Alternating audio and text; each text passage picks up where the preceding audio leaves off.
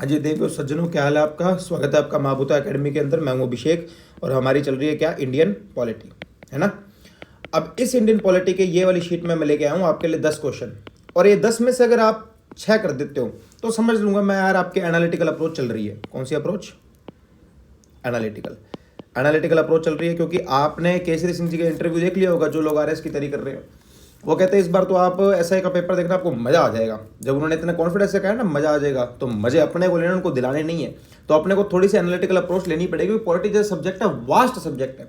कुछ भी पूछ लोगे वो गवर्नेंस के अंदर आ जाता है, कुछ भी पूछ लोगे वो राजव्यवस्था के अंदर आ जाता है। तो करें, शुरू करें इसको, है ना। करते हैं चलो। अब इसमें क्या बोल रहा है पहला कि भी आपके उपराष्ट्रपति देश के जो होते हैं उनके रिगार्डिंग कुछ स्टेटमेंट दिए हैं, उनके बारे में बताओ कि कौन सा सही है कौन सा गलत है, क्या है क्या नहीं है। ठीक है, चलो। अब इन्होंने बोला है इसके अंदर कि इनका जो चुनाव होता है वो होता है इलेक्टोरल कोलाज। अब इलेक्टोरल कोलाज आपको पता है क्या होता है? इलेक्टोरल कोलाज मतलब एक व्यक्ति को वोट करने के लिए एलिजिबिलिटी जिस प्रकार की चुनी जाएगी उसको कोलाज कहते हैं। कईयों का कोलाज फर्स्ट पास्ट पोस्ट जैसा होता है, कईयों का कोलाज एसटीवी जैसा होता है। वो अपने को बाद में ध्यान रखना है, जब मैं आपको थोड़ा सा कराऊंगा वैसे आपको बता दूंगा। तो इन्होंने कहा है इनके इलेक्टोरल कोलाज में जिनको लोग वोट करेंगे उनमें दोनों हाउस के मेंबर्स होते हैं कि मुझे बताओ क्या उसके अंदर लोकसभा प्लस राज्यसभा दोनों के दोनों सदनों के लोग मत डालते हैं क्या जब उपराष्ट्रपति का चुनाव होता है? बिल्कुल डालते हैं भाई साहब। तो क्या मैं इसको सही कर दूं? क्या कर देते हैं, आप इतना कॉन्फिडेंट हो तो। अब इसमें बोल रहा है कि जो उपराष्ट्रपति का चुनाव होता है वो एक सिस्टम से कराया जाता है जिसको कहते हैं प्रोपोर्शनल रिप्रेजेंटेशन, और जिसमें एसटीवी भी होता है। क्या ये बात सही है? बिल्कुल सही है भाई साहब। क्यों? क्योंकि हम जानते हैं कि हमारे जो वाइस प्रेसिडेंट का इलेक्शन है, किसका? वाइस प्रेसिडेंट का जो इलेक्शन होता है उस इलेक्शन के अंदर 3 सिस्टम चलते हैं। पीआर यानी कि प्रोपोर्शनल रिप्रेजेंटेशन के जितने प्रकार की जनता है उतने प्रकार के उनका वोटिंग सिस्टम। एसटीवी मतलब सिंगल ट्रांसफरेबल वोट। एक वोट है, उसकी प्रेफरेंस डाली जाएगी, पहले वो एक व्यक्ति को, दूसरे व्यक्ति को, तीसरे व्यक्ति को, और जिसको 50% प्लस 1 की परसेंटेज मिल गई वो चुनाव जीत गया। एक इसके अंदर एसबी और होता है सीक्रेट बैलेट, यानी कि आज भी उनके पर्चे पे ठप्पा लगा के अपने अंदर डालते हैं। तो इन 3 मेथड से हमारे उपराष्ट्रपति का इलेक्शन कराया जाता है। तो क्या इन 3 में से 2 यहाँ लिखे हुए हैं? लो भाई, अब इन्होंने ओनली वर्ड का इस्तेमाल किया इस ऑप्शन में। जो दूसरा ऑप्शन हमने यहाँ देखा इसमें ओनली वर्ड के आया है? नहीं साहब, ओनली तो नहीं आया। ओनली नहीं आया मतलब इससे होता है, और भी होता होगा तो वैसा दूसरा भी सही होगा। तीसरे में चलते हैं। He can be removed as a resolution passed by the majority of all other members of the Lok Sabha. अरे यार ये क्या कर दिया, all the other members, effective majority. कैसा होता है क्या इफेक्टिव मेजोरिटी? क्योंकि हम जानते हैं कि इफेक्टिव मेजोरिटी जो ऑल द जो वहीं पर ऑन द स्पॉट उपस्थित थे, उससे जो हमारा सिस्टम बैठता है वो स्पीकर का बैठता है, ना कि उपराष्ट्रपति का बैठता है। यहां तक थोड़ी कोई दिक्कत आएगी आपको, तो इसको गलत कर देते हैं। अब हम जानते हैं कि हमारा पहला सही है और दूसरा सही है। ऐसा कोई ऑप्शन है क्या जिसमें पहला दूसरा दोनों सही हो? बिल्कुल भाई साहब, ए है। तो खोल दूं क्या इसको? बताओ बताओ, खोल दूं क्या? लो जी, अब आप लोग इतना कह रहे हो तो खोल दिया। लो जी, सारे सही हो गए। आप लोगों को बहुत बहुत कॉन्ग्रेचुलेशंस। आगे चल सकते हैं क्या अपने, कि नहीं चलें? चलते हैं यार, बैठे बैठे भी क्या करेंगे, पेपर पास आ रहा है। चलो दूसरे क्वेश्चन पे आते हैं। अब इसमें किसके बारे में बात पूछी अपने को? DPSP, directive principles of state policy. Directive principles of state policy समझ गए आप? हैं राज्य के नीति निर्देशक तत्व जो होते हैं उनके रिगार्डिंग क्वेश्चन है। अब इसके बारे में कुछ एक बात बता रहे तो आपको। सबसे पहले तो लिए कहां से गए? यूएसएसआर से लिए गए। उस टाइम पर एशिया था नहीं, संयुक्त राष्ट्र संघ था वो। तो यहाँ पर यूएसएसआर से हमने इनको बोरो कर लेते डीपीएसपी को। ठीक है, अभी आते कहां पर है हमारे? ये पार्ट 4 के अंदर आते हैं हमारे। कहां आते हैं? पार्ट 4 के अंदर ये हमारे आते हैं। इतनी बात आपको पता होनी चाहिए। चलो, they are enforceable by court of law. ओहो, बताओ ये सही है क्या? क्या इनको पूरा करने के लिए, इनको लागू कराने के लिए, तो पेन इतना बड़ा हो गया ना यार, लिखा ही नहीं जा रहा। इनको लागू करवाने के लिए, इनको लागू करवाने के लिए क्या हम न्यायालय जा सकते हैं? न्यायालय जा सकते हैं? बताओ, इनको लागू कराने के लिए न्यायालय जा सकते हैं कि नहीं जा सकते? अरे नहीं जा सकते भाई साहब, because these are not enforceable by law. Same इनको लागू करने के लिए भी नहीं जा सकते, सेम हमारे मौलिक कर्तव्य को लागू करने के लिए, नहीं कि हमारे फंडामेंटल ड्यूटीज को लागू करने के लिए भी नहीं जा सकते। तो पहला तो गलत हो गया। अब यहां पर थोड़ा एलिमिनेशन लगा लेंगे अपने। यहां लगा दिए तो भाई, तो पहले इसको काटो फिर इसको काटो। ठीक है, अब दूसरा तो हमें पता सही है कि दूसरा ऑप्शन दोनों में, इसमें भी दूसरा है और इसमें भी दूसरा है, तो चलो दूसरा सही कर देते हैं। They are fundamental the governance of the country. Yes, एक हमारे देश को चलाने के लिए अच्छे फंडामेंटल इसके अंदर बताए गए। बिल्कुल, इस पॉइंट को समझ गया। अब ये पॉइंट अगर मान लो अपने यहां पर एलिमिनेशन नहीं होता तो आप इसको सही करते, गलत करते, दिल पे हाथ रख के बोला, झूठ मत बोलना, भगवान देख रहे हैं, डांटेगा ऊपर से। अगर ये पॉइंट यहां पर एलिमिनेशन से नहीं हुआ होता तो आप इसको सही कर पाते क्या? अगर नहीं कर पा रहे हो तो भाई साहब आप अभी डीपीएसपी को सिर्फ रट रहे हो, समझ नहीं रहे हो। समझना है उसको। तो ऐसे फंडामेंटल्स होते हैं जो देश को चलाने में काम आते हैं। बिल्कुल भाई उसके अंदर बताया क्या हुआ है, उसके अंदर ये तो बताया हुआ है कि राज्य ऐसा होना चाहिए ताकि जनता ऐसी हो ताकि देश इस हिसाब से चले। तो बिल्कुल ये फंडामेंटल्स हैं, देश को चलाने के लिए जरूरी है। दूसरा इसका सही हो गया। अब हमें देखना तीसरा सही है कि नहीं। अरे भाई साहब बिल्कुल, ये सोशल एंड इकोनॉमिक डेमोक्रेसी। देखो मेरी बात सुनो, हम यहाँ पर डेमोक्रेसी का मतलब क्या होता है मैं आपको पूरा इसलिए समझा रहा हूं क्योंकि जब क्वेश्चन आपके पेपर में आए तो ऐसा नहीं कि सर रटा हुआ और आप काम बना लो। क्वेश्चन जब आपके पेपर में आए तो आप उसको समझ के बेधड़क क्वेश्चन सही कर पाओ क्योंकि आपको पता हो कि क्वेश्चन सही होगा। देखो सोशल एंड इकोनॉमिक डेमोक्रेसी यानी कि सामाजिक और आर्थिक ये दो प्रकार की हमारे लोकतंत्र की बात करते हैं। हमारे कौन, राज्य के नीति निर्देशक तत्व यानी कि directive principle of state policy. कैसे करते हैं आपको तो देखो, लोकतंत्र का मतलब क्या होता है, government is of the people, for the people, by the people. गलत तो नहीं कह रहा, बिल्कुल गलत नहीं कह रहे सर। आगे चलते हैं चलो।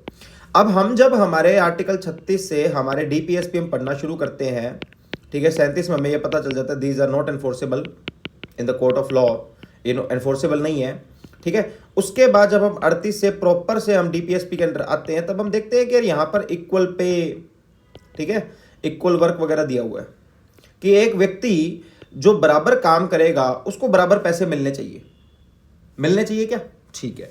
तो क्या इसने दोनों को सामाजिक रूप से और आर्थिक रूप से बराबर नहीं कर दिया? कि मुझे बताओ, इतने तो समझदार हो यार, आरएस की तरी कर रहे हो, कर दिया ना। तो भाई साहब ये इसको भी सही कर देते हैं। ऐसा कोई ऑप्शन है क्या जिसमें 2 और 3 दोनों? बिल्कुल भाई साहब, ऑप्शन नंबर बी है। तो क्या इसका पिटारा खोल दूं क्या मैं? बाद में मत कहना ये क्या कर दिया, तुम कह रहे हो, मैं कुछ नहीं कह रहा। चलो भाई कह रहे हो तुम, पर तुम लोग स्मार्ट बहुत हो जाएगा सही, ठीक है। ये भी सही हो गया। इसका ऑप्शन नंबर क्या है? इसका बी। चल सकते हैं आगे, दौड़ सकते हैं आगे। ओहो हो, एक क्वेश्चन फंडामेंटल राइट से। मजा आ रहा है कि नहीं आ रहा क्वेश्चन में? पहले तो ये बताओ यार तुम, यार कहीं तुम्हें मजा ही ना आ रहा हो, मैं यहाँ पर लगा पड़ा हूँ, मैं ऐसे कर देंगे वैसे कर देंगे, आगे लगा देंगे, तुम लोगों को बढ़ाएंगे एसडीएम और सब इंस्पेक्टर, ठीक है। मौलिक अधिकारों के बारे में थोड़ी मोटी बातें पहले तो कहाँ से ली गई हैं? यूनाइटेड स्टेट्स ऑफ अमेरिका से। कौन से भाग के अंदर आती है? तो भाई साहब पार्ट 3 के अंदर आती है। किसके? संविधान के। यहाँ तक कोई दिक्कत थोड़ी है, चलो। और इसके आर्टिकल्स, अनुच्छेद किससे कहां तक होते हैं? तो भाई साहब अनुच्छेद इसके होते हैं 12 से लेके और 35 तक के। ये भी आपको पता होना चाहिए। आगे चले चलो। अब इसके अंदर क्या बोला है हमें? इसके अंदर ये बोला है सबसे पहले तो कि आप हमारे स्टेटमेंट देखो फंडामेंटल राइट से रिलेटेड और बताओ कि कौन सा सही है कौन सा गलत है। चलो भाई, right to form an association. आप जानते हो कि जब आप अनुच्छेद 19 पढ़ते हो, अनुच्छेद 19 में आपको कुछ निम्नलिखित 6 तरह के अधिकार दे रखे हैं, ऐसे A B C D E F और G। क्या मूर्ख हो गए राजकुमार? ये तो 7 हो गए। नहीं, 7 नहीं हुए, ये निकाल दिया गया था क्योंकि ये क्या था, प्रॉपर्टी। हमारा प्रॉपर्टी को निकाल दिया गया था इसके अंदर से। तो 1 2 3 4 5 और ये फिर छठा हो गया था, समझ गए। चलो, इनमें से एक होता है राइट टू फॉर्म एसोसिएशन। तो इसमें अपने से ये पूछा है कि भैया ये जो आपका एसोसिएशन बनाने का अधिकार है, क्या ये अधिकार दोनों नागरिकों को और फॉरेन को मिल सकता है क्या? इसके लिए आपको एक बात पता होनी चाहिए, देखो कि भी आपको ये पता होना चाहिए कि कौन से अधिकार हमारे क्या कहते हैं फॉरेनर्स के पास है, कौन से अधिकार हमारे एलियंस के पास। एलियन समझते हो ना क्या हो गया? एलियन समझते हो ना कि भी हमारे जो अधिकार होते हैं वो कुछ तो फॉरेनर्स के पास होते हैं और कुछ हमारे एलियंस के पास होते हैं। तो एलियंस और फॉरेनर्स वाले आपको अधिकार आपको याद रखने पड़ेंगे क्योंकि ऐसा क्वेश्चन आया था। अब इसमें आपने कितनी पढ़ी हो लेकिन लास्ट की वो एक लाइन अगर आप नहीं पढ़ के तो आपका काम खराब हो गया। मानते हो ना? मानते? चलो भाई, तो इन्होंने क्या पूछा है कि फॉर्म एन एसोसिएशन, हमारा जो अधिकार है क्या वो हमारे इंडिविजुअल जो व्यक्ति है उसके पास है या फिर सबके पास है? चलो देखो भाई, मैं आपको बताता हूं, हमारे यहां पर एक चीज आती होती है। देखो, अगर मैं आपको आर्टिकल पकड़ू 15, एक मैं आर्टिकल पकड़ू आपको 16, एक आपको आर्टिकल पकड़ू 19, एक आपको आर्टिकल पकड़ू 29, एक आपको आर्टिकल पकड़ू 30, ठीक है। अब इसके लिए आपको 2-3 बातें पता होनी जरूरी थी। ध्यान से सुनना इस क्वेश्चन को, ठीक है, तोते उड़ जाएंगे वरना आपके। 15, 16, 19, 29, 30 ये वो अधिकार हैं जो सिर्फ नागरिक के पास है। सिर्फ नागरिक, ओनली सिटीजन्स, सिर्फ नागरिक के पास है। अब आपको इसमें से नंबर तो दिया नहीं इन्होंने, फॉर्म एन एसोसिएशन लिख के भेज दिया। अब आपको इतना ही नहीं पता कि फॉर्म एन एसोसिएशन 19 नंबर में आता है, तो आप क्या पढ़ाई करके आए हो? भाई बुरा मत मानना, सच कह रहा हूं मैं आपको। और 19 नंबर जो आपका आ रहा है, ये रहा 19 नंबर, हम ये जानते हैं कि 19 नंबर का अधिकार सिर्फ नागरिक के पास है। तो स्टेटमेंट तो गलत हो गया क्योंकि इन्होंने बोला बोथ, दोनों के पास है। ये बोथ दिख रहा है ना आपको, दोनों के पास तो नहीं है, सब एक के पास ही है। तो स्टेटमेंट गलत हो गया। तो जब स्टेटमेंट गलत हो गया तो भाई साहब अपने को तो एलिमिनेशन लग गया, यहाँ पे एलिमिनेशन लग गया ना। तो 1-1-1 तीनों में दिया हुआ है। पर चलो आगे भी चलते हैं। Right to move freely throughout the territory in India available only to citizens. अब सेम वही बात कर दी इसने। तो कि भाई यहां पर ये जो पूरे देश में आराम से घूमने की जो प्रक्रिया का अधिकार है वो सिर्फ और सिर्फ नागरिक के पास है। वो करोगे तो आप तब जब आपको यह पता होगा कि move freely throughout the territory, पूरे देश में घूमना कौन से नंबर का अधिकार है। तो भाई साहब ये भी नंबर 19 का ही है। बिल्कुल सही बात है। तो ये क्वेश्चन तो सही हो गया हमारा, क्योंकि हम जानते हैं कि 15, 16, 19, 29, 30 किसके पास है? नागरिकों के पास है। Parliament can impose reasonable restriction. अरे यार ये तो मिला 33, 34 अब सारे पढ़ते उसमें माशाअल्लाह वगैरह सब में यही बताया कि पार्लियामेंट के पास अधिकार होता है, वो चाहे तो रीजनेबल रिस्ट्रिक्शंस लगा सकते हैं। अगर मैं दूसरा और तीसरा सही मानता हूं, पहला आपके कहने पे मैंने सारे के सारे गलत कर दिए थे, तो मुझे बताना आंसर क्या होगा? ABCD यही होगा। खोल दो पिटारा, लो भी लेके बाबे का नाम। क्या बात है भाई, बहुत बहुत शुभकामनाएं, मुबारक है आपको, आप सब लोग आगे जा रहे हो, जीत रहे हो। चौथे में चलते हैं। हाँ, ये क्वेश्चन बहुत प्यारा लगता है मुझे। वैसे तो इंडियन स्टेट पॉलिटी क्वेश्चन है, पर ठीक है वो भी पढ़ लिया हो गया अपने। गवर्नर जो हमारे होते हैं, राज्य के गवर्नर, इन गवर्नर से रिलेटेड हमारे पास कुछ स्टेटमेंट्स दे रखे हैं कि गवर्नर साहब आप बताओ हमें कैसे करना है कैसे नहीं करना। He is appointed by the president bye warrant under his hand और सील। भाई साहब बिल्कुल, एक गवर्नर साहब जो होते हैं, क्या उनको राष्ट्रपति के द्वारा अपॉइंट किया जाता है कि नहीं? पहले तो ये बताओ।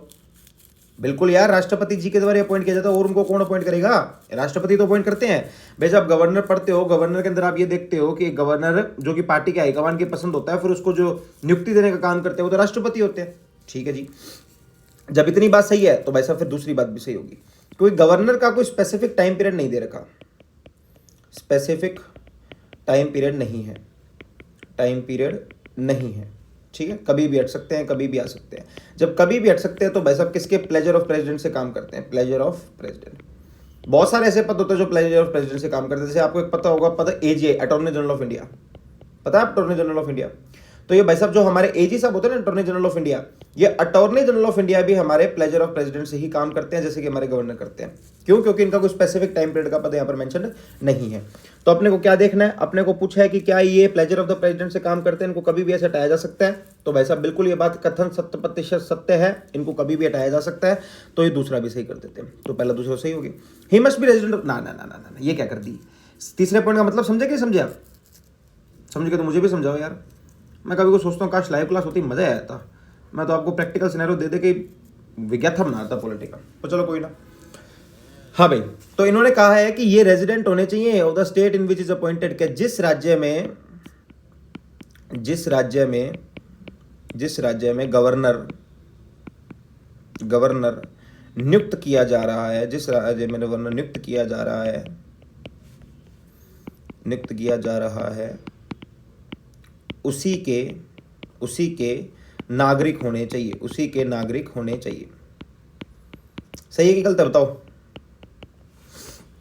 अरे भाई साहब कंप्लीटली गलत है। ऐसा ये अगर यू होता ना एक बार कि अगर उसके नागरिक नहीं होने चाहिए, फिर तो अपने एक बार मान ही लेते हैं, क्योंकि ये तो क्लियर एंड कट यार, ये उसको बायसनेस को बढ़ावा दे रहा है कि भाई अगर एक बंदा जो उसी राज्य का नागरिक है, उसी का गवर्नर है, तो उस राज्य के लिए तो वो ऑब्वियस सी बात आगे पीछे काम करेगा ही।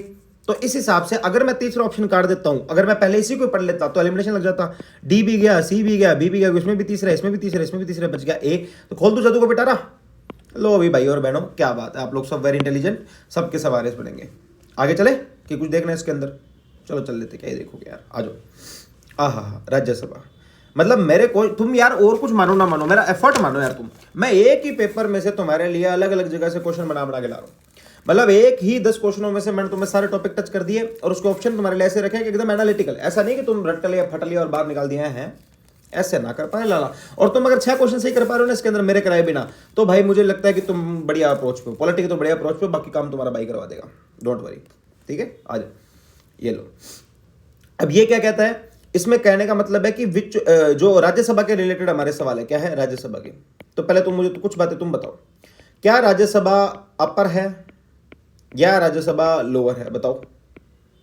2 सदन होते हैं ना हमारे यहाँ पर, एक तो लोकसभा है ना, एक तो लोकसभा होती है और एक हमारी राज्यसभा होती है। तो मुझे ये बताओ कि राज्यसभा अपर हाउस होता है या फिर लोअर हाउस अपर, या फिर लोकसभा अपर हाउस होता है? बिल्कुल भाई साहब, लोकसभा नहीं होता, राज्यसभा अपर हाउस होता है। तो पहला काम तो हमारा ये हो गया। क्या राज्यसभा को डिसॉल्व कर सकते हैं राष्ट्रपति? बंद कर सकते हैं? नहीं कर सकते, क्योंकि राज्यसभा कैसा हाउस है? राज्यसभा एक परमानेंट हाउस है, हमेशा रहेगा। ये बात भी आपको ध्यान में होनी चाहिए। तो 2-3 बातें बेसिक थी। अब आगे बढ़ते हैं। देखो क्या ये प्रतिनिधित्व करता है राज्य और केंद्र शासित प्रदेश जो हमारे भारत के अंदर है। हमारे 2 चीजें हैं भारत के अंदर, देखो, एक तो है हमारा राज्य और दूसरे हमारे क्या है? केंद्र तुम्हारे लिए बहुत मेहनत कर रहा हूँ यार, मैं हिंदी का व्यक्ति नहीं हूँ, इंग्लिश का व्यक्ति हूँ मैं तो, पर तुम्हारे लिए कर रहा हूँ मैं। केंद्र शासित प्रदेश, ठीक है। अब ये दो हैं हमारे, एक तो राज्य होते हैं, केंद्र शासित प्रदेश होते हैं। क्या हमारे राज्यसभा दोनों को रिप्रेजेंट करती है, या सिर्फ राज्य को करती है, या सिर्फ केंद्र शासित प्रदेश को करती है? बताओ, मजेदार क्वेश्चन है ना। सोचो सोचो, थोड़ा दिमाग लगाओ, थोड़ा तुम दिमाग लगाओगे, दिमाग के नसें खुलेंगी, जो इतने सालों से जंग पड़ा हुआ है, पढ़ पढ़ के रट रट के वो खुलेगा, दिमाग लगाना पड़ेगा इसमें, ऐसे नहीं क्वेश्चन सही हो गए।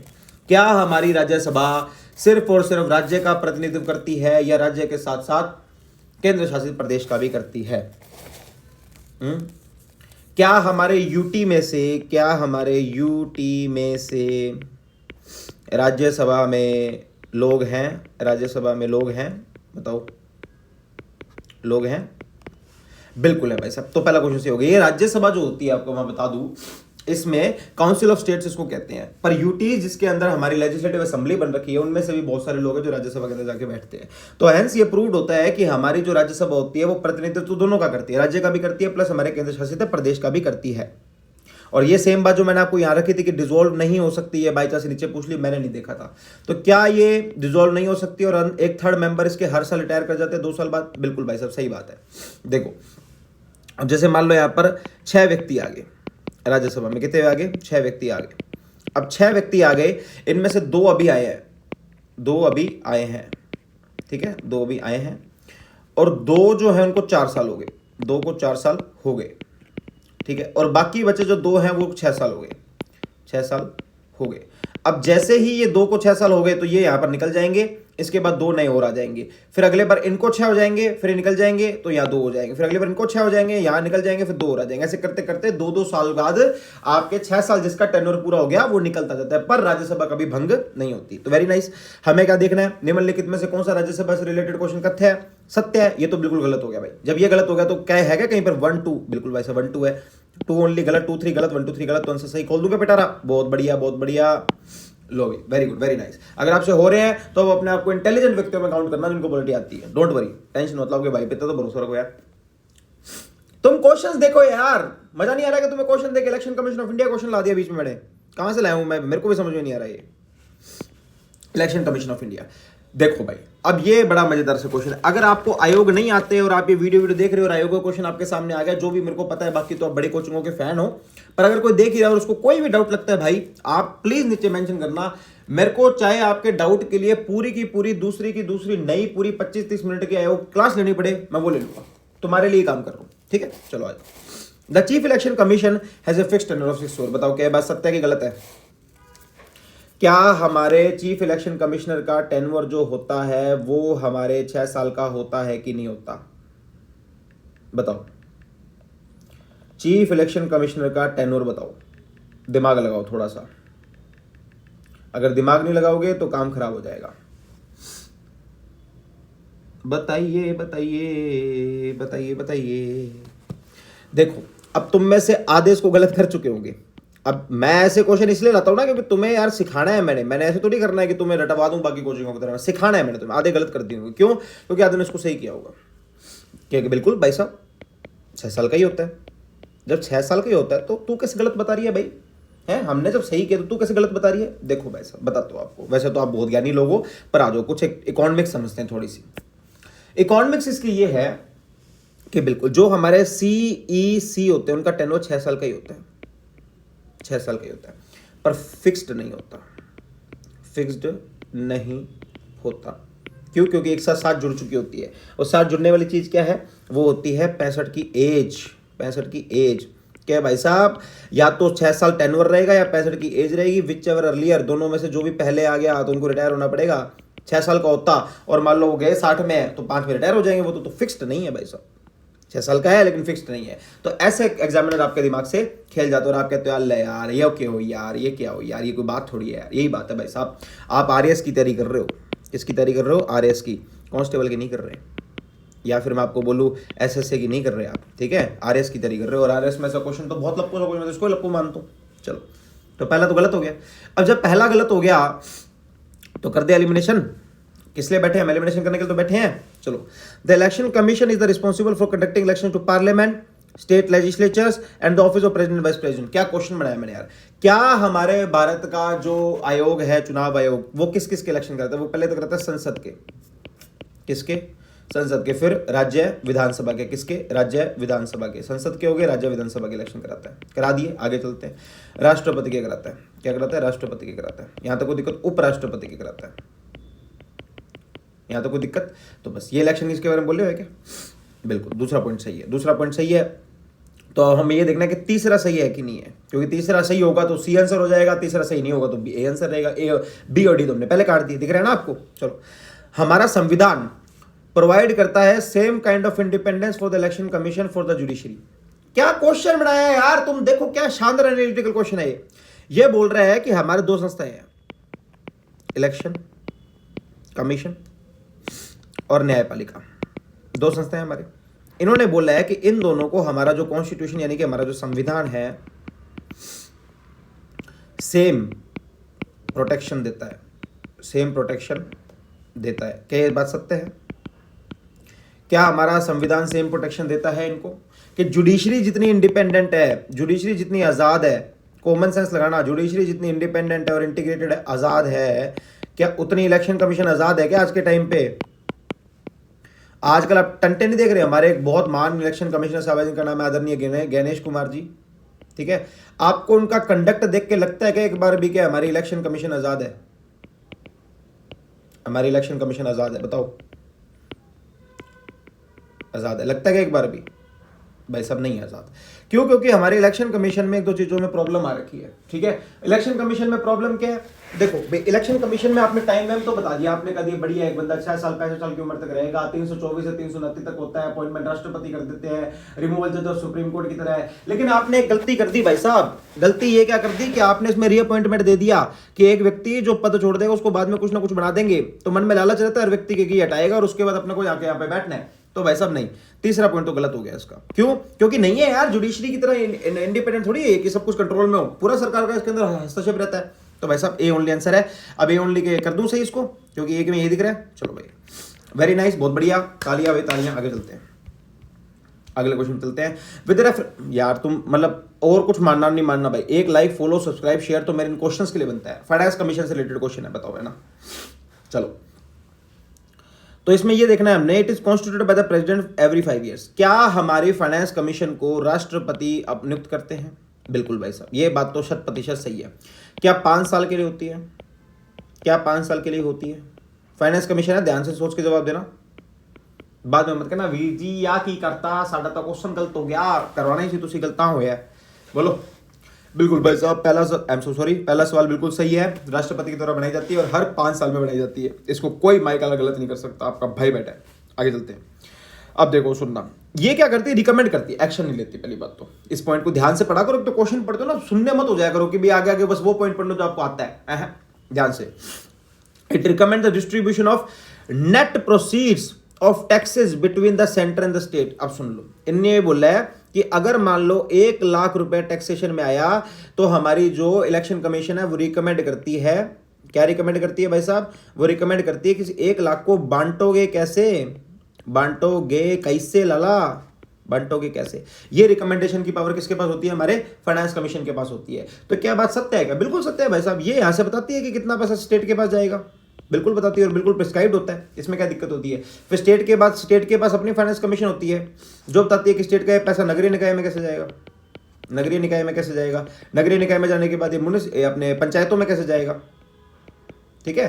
तो ये सारी बातें अपने को पता होनी चाहिए। तो दूसरा पॉइंट भी भाई साहब बिल्कुल सही, इसको कोई गलत नहीं कर सकता मेरे रहते तो, ठीक है। इट रिकमेंड्स ऑल, ये काम खराब हो गया, बिल्कुल भाई साहब। इन्होंने बोला कि रिकमेंड तो कर रही है, क्या इसकी जो रिकमेंडेशंस है, क्या इसकी जो रिकमेंडेशंस है सरकार पर बाध्य है क्या? सरकार पर बाध्य है क्या? बताइए मुझे, क्या इसकी जो रिकमेंडेशन सरकार पर बाध्य है क्या? नहीं भाई साहब, सरकार पर बाध्य कैसे हो जाएगी? नहीं है सरकार पर बाध्य। सरकार माने नहीं माने इनकी मर्जी है, कहीं नहीं लिखा हुआ सरकार पर बाध्य है, तो उसको तो गलत करो आप। ये तो आपको भी देख कर पता चलेगा गलत है। तो 3 वाला निकालो भाई, निकालो। अब 2 ऑप्शन सही हो सकते हैं, ए और 2, हम जानते हैं कि दोनों सही है, तो ए इसका आंसर। खोल दो पिटारा, तुम कहते हो तो गणपति बप्पा मोरिया। ले भाई आप लोग बन गए। अगर आपके ऐसे 7 क्वेश्चन तक सही हो गए ना, फिर तो आप बहुत अच्छे ट्रैक पर हो पॉलिटिक। अगर नहीं हुए तो भाई थोड़ा पढ़ना शुरू करो, नहीं पढ़ा जरा मुझे बताओ, मैं तुम्हें पढ़ा दूंगा। ओहो हो, ये क्या आ गया, आय हाय हाय, नेशनल इमरजेंसी, ये मेरा फेवरेट टॉपिक है। ये जो मैं जब अनुच्छेद 352 पढ़ता हूँ ना, तो मैं फील करता हूँ इस टॉपिक को, आप भी करते हो शायद, है ना। चलो, लिखा है 352 आगे भी, क्या बात है। तो इसने ये बोला है कि it can be proclaimed only on the grounds of war, external aggression और आर्म्ड रेबेलियन। बताओ, क्या सिर्फ इसको वॉर पर, एक्सटर्नल एग्रेशन पर और आर्म्ड रेबेलियन पर ही लगाया जा सकता है? बिल्कुल भाई साहब, ये कथन 100% सही है। लेकिन आर्म्ड रेबेलियन से पहले क्या है, इससे एक चीज हुआ करती थी, थोड़ा आपको इसका इतिहास पे ले जाता हूं। देखो क्या पढ़ रहे हैं हम, इन्होंने पूछा 3 जगह लग सकती है, तो वॉर, और कहां लग सकती है, एक्सटर्नल एग्रेशन, कि बाहर से कोई ऐसे टंटे आ रहे हो जिससे हमारे देश की सॉवरेनिटी और सिक्योरिटी हैम्पर हो रही है, और दूसरा क्या, आर्म्ड रेबेलियन। ठीक है, इस आर्म्ड रेबेलियन को दूसरे वर्ड से भी जाना जाता है, जिसको हम कहते हैं क्या, सिविल वॉर। क्या कहते हैं, सिविल वॉर। लेकिन हमेशा से ऐसा नहीं था, ये हमेशा से ऐसा नहीं था। तो क्या था, ये जो आर्म्ड रेबेलियन वाला कंसेप्ट है ना, बहुत बाद में आया। पहले क्या था, ये पहले ये आर्म्ड रेबेलियन की जगह इसको दिया हुआ था वर्ड हमने इंटरनल डिस्टर्बेंस, के अंदर कोई ना कोई डिस्टर्बेंस चल रही है। अब तुम खुद सोचो यार, इस इंटरनल डिस्टर्बेंस नाम के वर्ड का कोई मतलब है क्या, मुझे बताओ। 4 लोग आपस में लड़ लिया, आप तो उसको भी इंटरनल डिस्टर्बेंस बता दोगे, गलत है ना ये। तो देखना, जब ये गलत था तो 44वां संविधान संशोधन पास किया गया 1978। इस 44वें संविधान संशोधन 1978 से हमने सेक्शनल डिस्टर्बेंस को बाहर निकाला और आर्म्ड रेबेलियन को अंदर डाला। तो इस हिसाब से क्या पहला पॉइंट सही है, तीनों है उसके अंदर, वॉर, एक्सटर्नल एग्रेशन और आर्म्ड रेबेलियन। बिल्कुल भाई साहब, पहला पॉइंट तो सही है। आगे चलते हैं, दूसरे पे चलते हैं। The proclamation must be approved by the both houses of parliament within 1 month. बताओ ये सही है कि गलत है, बताइए। क्या हमारा जो इमरजेंसी का प्रोक्लेमेशन है वो 1 महीने के अंदर अंदर अपने पूरे पार्लियामेंट में, तो 1 महीने के अंदर अंदर इसको कर देना चाहिए अप्रूव? क्योंकि आपको इतना तो पता होगा ना यार, कि जब आप क्या कहते हैं, जब इमरजेंसी का प्रोक्लेमेशन घोषणा करते हैं हमारे राष्ट्रपति जी, फिर उसको आपको लेके कहां जाना पड़ता है, पार्लियामेंट में लेके जाना पड़ता है। पार्लियामेंट में लेके जाना पड़ता है। इस पार्लियामेंट में ले जाने के बाद आपको दोनों हाउसेस से, किससे, दोनों हाउसेस से स्पेशल मेजोरिटी से इसको पास कराना पड़ता है। स्पेशल मेजोरिटी से पास कराना पड़ता है। स्पेशल मेजोरिटी से पास कराने के बाद फिर ये 6 महीने के लिए लागू रहती है। 6 महीने के लिए लागू रहती है। इस 6 महीने के लागू होने के बाद 6 महीने करके आप कितना लंबा इसको चला सकते हो, जितना लंबा आप चाहते हो, आपका मन है, कोई आपको बाउंडेशन नहीं है। ठीक है, तो ये हमारी स्पेशल मेजोरिटी, ये हमारी फाइनेंस, तो इसकी बात बिल्कुल सही है। ठीक है, तो proclamation must be approved by the both houses parliament within 1 month. आगे चलते हैं। During the national emergency fundamental rights article 19 are automatically suspended. देखो भाई, मेरी बात सुनना है ना। अब इसमें क्या होता है कि आर्टिकल 19 ऑटोमेटिकली सस्पेंड होता है, ये बात बिल्कुल सही है। ठीक है, ऑटोमेटिकली सस्पेंड होता है, बिल्कुल बात ये सही है। बाकी सारे अनुच्छेद जो होते हैं हमारे, भाई इसमें ध्यान रखना थोड़ा सा। जैसे ही हमारी नेशनल इमरजेंसी लग गई, हमारा अनुच्छेद 19 जो है वो ऑटोमेटिकली जाएगा, बिल्कुल इसमें कोई दुराई नहीं है, ये बात हमारे संविधान में दी हुई, ऑटोमेटिकली सस्पेंडेड। अब आगे का कैच का आता है, बाकी के मौलिक अधिकारों को सस्पेंड करने के लिए